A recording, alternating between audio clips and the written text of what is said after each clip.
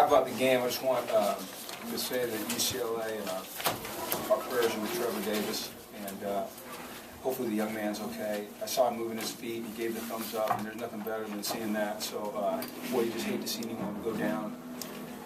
And when they have to bring the card out, it just puts everything in perspective. These are kids playing a game that they love, and you know, hopefully that young man is okay. And so UCLA is thinking about him, our coach is thinking about him. The other story here for me is Marcus Rios. I don't know if you all know what Marcus has been through since he's been at UCLA, but at one point he was in UCLA Medical Center and was told that there was a pretty good chance he was never going to walk out. And to come back up here to the Bay Area where he's from and get the game saving or winning, however you guys want to put it, interception, man, I mean, unbelievable. Unbelievable. The resolve, the resilience. You know, he kind of epitomizes, I think, what we've become about. And that's just a never give in, never quit type of spirit. And you saw it again today. I mean, we overcame 3 turnovers on the road to win a game at a place where UCLA hasn't won since, I was told, 1998. Which I think a couple of our guys were, maybe they weren't even born, but I don't know. They were young, I know that. So, but that's a heck of a team. I think that quarterback Goff is a big-time player, man. He's got everything you want in a big-time player. They've got tremendous skill position players, and we just came out with a win. You know, there'll be those that say, "Oh, you only beat them by whatever we beat them." What was the final? 36-32. But to overcome, you know, the disappointment that we've suffered the last 2 weeks, self-inflicted, you know, the losses, and to come in here into an environment where UCLA has struggled, to overcome the 3 turnovers, to, you know, the back and forth and hang in there and get a win, I think that's something that you build on. And when you're trying to build a program, you're trying to create a culture, you know, it's never going to be smooth sailing, especially when you're trying to do as drastic as we're trying to do and what we're kind of trying to become. And this is a young team. There's 6 scholarship seniors on this team. So every time that we get in a game like this and we have to win it and find a way to win it, it just adds to what we're going to be in the future. And as a coach, I mean, I'm going great, and I'm getting an ulcer, all right? I promise you that, but I'm proud of those guys, man. So I needed a big hug after that win. Anyway, that's it. Jim, it was a tough couple of weeks for you guys. Did you notice any kind of cracks at all with this group? No, and I never have. I mean, they were disappointed. We were all disappointed. But we just, I mean, as a matter of fact, this week in practice, it was one of our best weeks of practice. We always practice well. It's transitioning the practice to the field. But there was I don't know, they just, I said that a couple weeks ago, they refused to be discouraged. Right? They get down, they losses, but they just keep coming back. And I think we've done that in games, and I think we're doing it through the season. And now we need to build on that. That's what we need to do. We just try to keep getting better and get these young guys playing more consistently, and that's what we work at every day. Is that a long review for you, that last one? Well, I'll tell you, it wasn't as long as it was for others because the officials have these little signals, these codes, and I've kind of picked up on them. So I knew a couple minutes before they announced it that they weren't gonna overrule it. But until I saw the code, yeah, I was sweating bullets. What's the code? I tell you, it's a secret code. It's not your secret. Yeah. I'm part of the Pac-12, so I have to protect the code. You guys outgained them by quite a bit on offense. Seemed like the offense was moving pretty well. Was it just a matter of those turnovers coming in the worst possible times, like when you were in kind of their side of the field? You're right, Ron. Are these the final stats? I mean, I don't know the stats. I don't really look at them that often. We had 567. Yeah, that's pretty good. But turning the ball over like that, I mean, I felt like we had things going pretty well on offense, and then we would turn it over. And really kind of uncharacteristic of us to turn it over the way we have. We've been a pretty decent team taking care of the football, and all 3 of the turnovers gave them the ball in plus territory, and they resulted in touchdowns. You know? So, but once again, you know, you don't see it very often where you overcome 3 turnovers on the road and still get a win. To me, it just speaks to what these guys are becoming. We are far from perfect, but there's a grit that's building. And I think when you get that, that's the culture we want, the toughness, never quit, never say die, never give in, never give up. And we'll get all the other stuff fixed as we go. This is a long-term deal, hopefully. Seems like most of Brett's turnovers this year have been, pretty either in your territory or kind of even close to your own end zone. Is there something that you can do to zero in on that a little bit? I don't know if you can,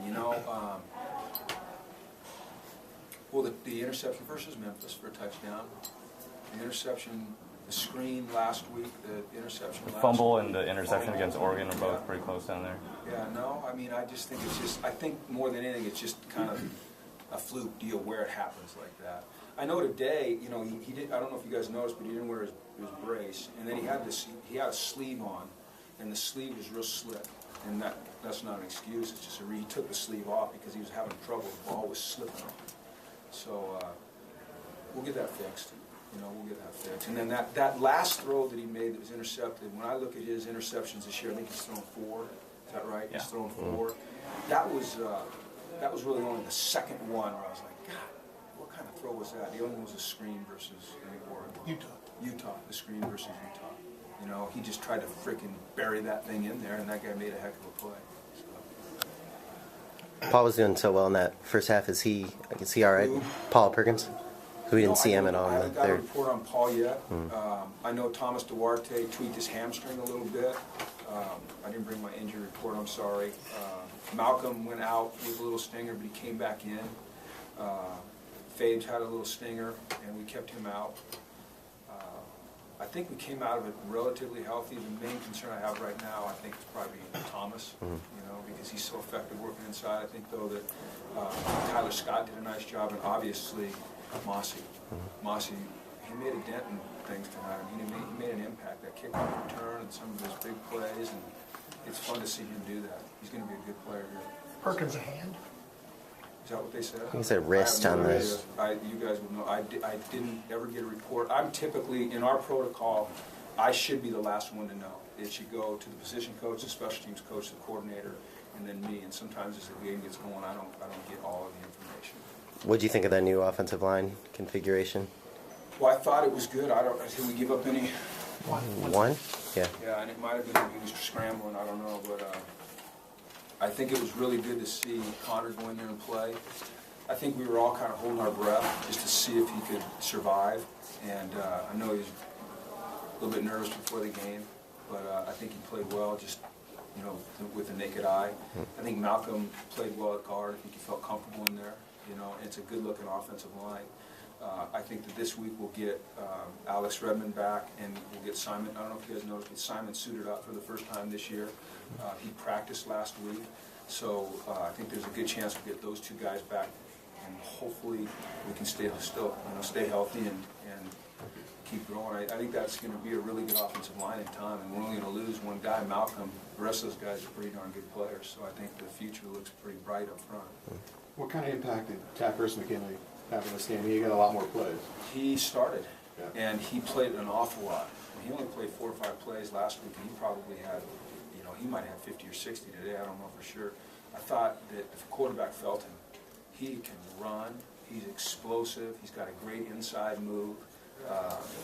He's a great kid, man, and big-time addition to this team.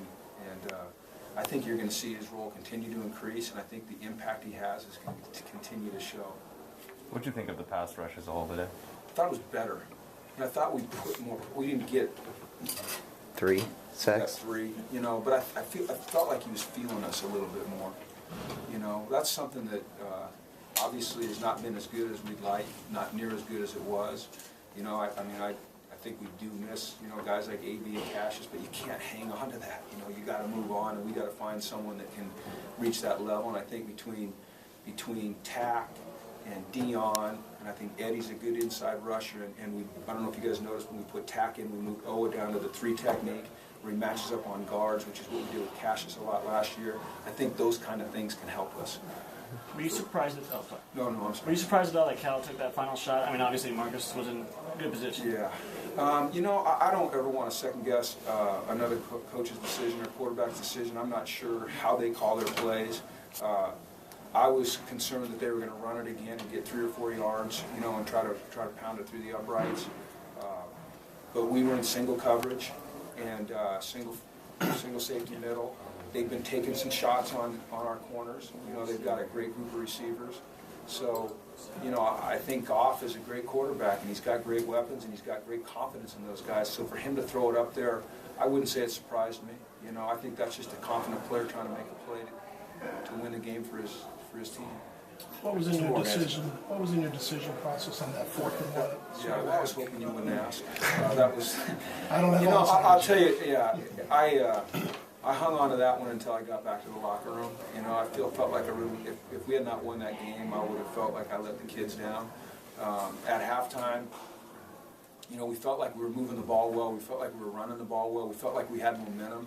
We had the ball on the 45-yard line with about 6 inches, and we'd had a successful, that quarterback sneak, and I just felt like we had the ability to blow them off and get it, and we didn't.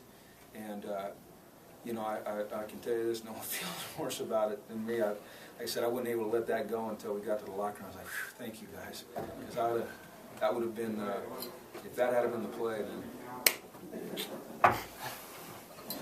All right, thanks, guys. Thanks.